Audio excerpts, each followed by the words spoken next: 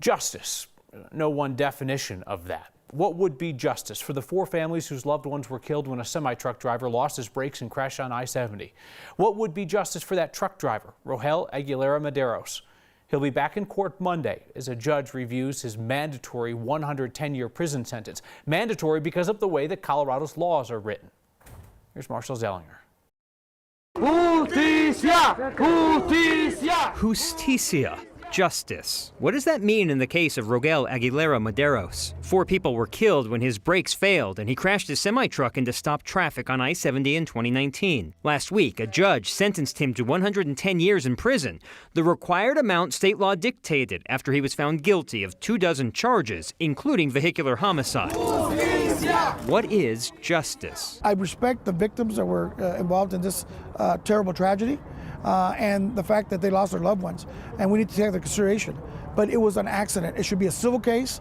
It should be in civil court, not in criminal court, and we believe he should be released or with time served. Domingo Garcia is the national president of LULAC, the League of United Latin American Citizens. He met with Democratic Governor Jared Polis today to discuss justice, because the governor can consider clemency and reduce the sentence. What the governor decides to do or not, there's cons and pros either way he goes. So I don't envy his position. Y'all, we have been working on justice reform in the state of Colorado. Democratic State Senator Julie Gonzalez is on the state's Sentencing Reform Task Force, which was created last year, and is already working on which crimes get which sentences, even before Kim Kardashian posted about this case. To everyone who is engaged in this issue around criminal justice reform and the need to end mandatory minimums, I say, welcome to this work. With the worldwide attention on the 110-year sentence, the question becomes, what is justicia? What is a just sentence for this crash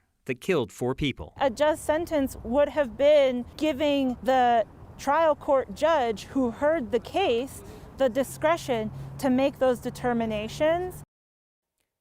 The review of this sentence is already happening on Monday by a Jefferson County judge who may be able to revise the sentence based on a different part of Colorado law, a different part than the one that required the 110-year sentence to begin with.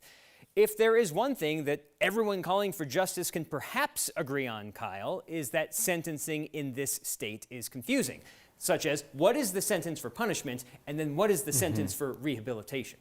Well, as Senator pointed out there, this is a conversation that is not new to a lot of people. There's just a lot more attention on it. It reminded me of a George Floyd protest back in May 2020 when Elijah McClain's mom spoke to the crowd and said, "It's great that you're here. Where were you 9 months ago when I started down this journey?" And it gave me that same realization that there are people who've been fighting for sentence reform long before this case got prominent attention. Yeah, Senator Gonzalez pointed that out today. All right, Marshall, thank you.